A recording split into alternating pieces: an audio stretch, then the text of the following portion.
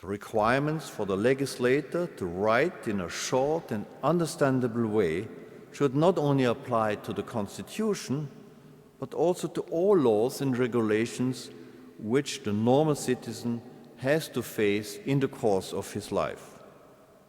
If on the one hand, the state expects the citizen to know the Constitution and the laws, it is the duty of the state, on the other hand, to inform the citizen as well as possible about the Constitution and the laws which are in force. Of course, there are a large number of laws and regulations which the citizen does not have to know in his normal life, but which are nevertheless necessary, for instance, to protect the consumer and the environment against products which are harmful. These regulations are aimed at companies of the industrial, the agricultural, and the service sector. The large number of regulations are the large number of regulation is a burden especially for small companies. At the same time, those small companies are extremely important for employment and innovation in a national economy. Besides high taxation, complicated tax and social laws, as well as regulations which change all the time, are an important reason why small companies are not set up in the first place or fail soon afterwards. Since the public authorities at the state or community level receive from the companies direct and indirect taxes, duties, social security contribution, etc., it should be the legal duty of these authorities to advise the companies on those matters more or less free of charge. If the regulations are contradictory, those regulations have to be applied which are in favor of the taxpayer and the companies. As important a parliament and a representative or indirect democracy are, even more important, in my opinion, for the democratic constitutional state will be direct democracy in the third millennium. Politicians and parties are often quite skeptical towards direct democracy, which is not surprising if one takes into account that it reduces their power. That is perhaps the reason why direct democracy, with the exception of Switzerland and Liechtenstein, is only possible in a very limited form, if at all. The main arguments against direct democracy have been that people might vote for a law which discriminates against minorities or is not in the long-term interest of the people. In Liechtenstein, the reigning prince has a veto power which he can use against such laws or changes of the constitution, with the exception if the majority of the voters decides to abolish the monarchy. Another important state duty, besides law and order, is the education system. If one takes into account that the modern economy and the modern state cannot be run by illiterate people, state authorities have to concern themselves with the education of their population. In our modern world, an illiterate person is very much handicapped, and for such a person it is nearly impossible to find a well-paid job. Nevertheless, one can well ask the question whether it is one of the main responsibilities of the state to run the whole education system in the future. There are good reasons either to privatize the whole educational system or to delegate it to the local communities. To manage and to own the educational system from kindergarten to university would be the task of private business, local communities, associations of local communities, or joint venture between private business and individual local communities. The financing of the education system should be done through a voucher system with the children or the parents of the children as beneficiaries. A state whose tasks are basically reduced to foreign policy, the maintenance of the rule of law, and the financing of the education system will have to reconsider fundamentally public finances. At the level of the communities or associations of communities, new tasks have to be dealt with, which have to be carried out and financed mainly locally. There is much to be said for leaving indirect taxation to the state, with the local communities obtaining authority for all direct taxation. Compared to direct taxation, it is much easier to raise indirect taxes. Much can be automated, and the state needs only few civil servants for this task. A centralized administration for indirect taxation would be the most practical solution, even if the tax authority would lie with the local communities. For this reason, the authority to raise indirect taxes should be with the state, and the authority to raise direct taxes with the local communities. There have been a number of publications and discussions about the rate of indirect taxation, as for instance the value-added tax.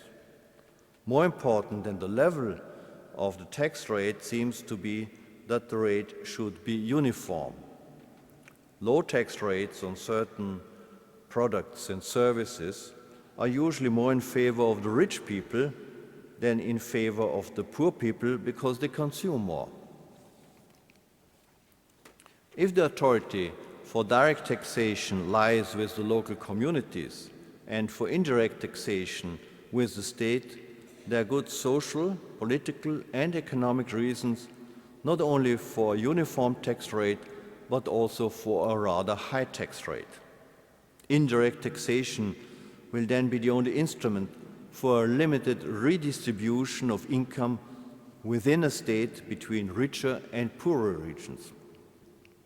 With high revenues from indirect taxation, the state should be in a position to achieve substantial surpluses. Part of the surpluses will be needed to service the national debt and to repay it over a certain period of time. The state should also sell all state property which is not needed anymore for its main tasks in order to pay back the national debt as quickly as possible. The aim is a state without debt so that the surpluses from indirect taxation can be distributed fully to the local communities according to the number of their inhabitants.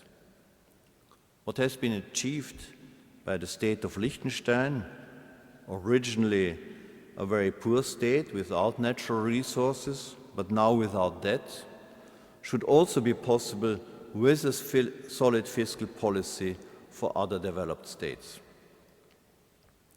These allocations per capita of the surplus revenues from indirect taxation should give the local communities the possibility of covering at least a part of their expenses. The rest has to be covered by direct taxation or other income. Such a division of the tax authority would have the major advantage that the local communities and the whole population within the state would have a very strong interest in the state behaving as economically as possible and not putting itself more into debt. Only then would the local communities and their population benefit from surpluses of indirect taxation.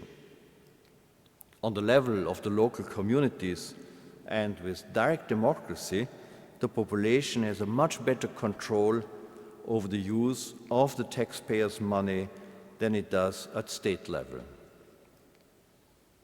The financial subsidies of the state from indirect taxation and the tax authority over direct taxation should enable communities, even with limited resources, to finance a basic welfare system.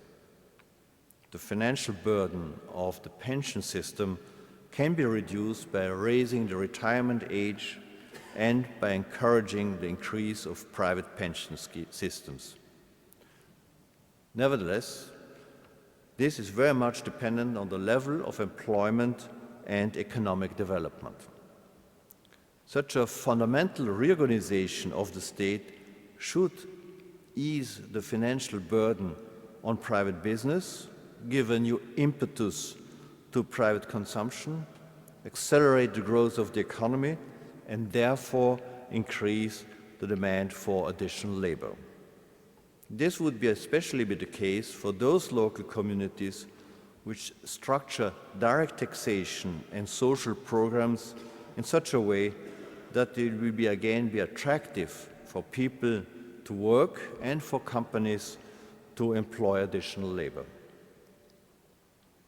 The fear that between different communities a race to the bottom for the lowest tax rate will start is unfounded. The example of Switzerland and Liechtenstein shows that different tax rates between communities lead only to a limited migration of companies and people from communities with higher tax rates to those with lower tax rates. For people and companies, the tax rates are just one of many reasons why people and companies settle where they do. For companies, other reasons are more important, like the availability of a workforce, a well-developed infrastructure, or the proximity to markets. For people, the tax rate is usually not the decisive reason for choosing where to live. Other reasons are more important, like the proximity of a workplace or good schools for the children. A community with high taxation and bad service will nevertheless lose people and companies in the longer term.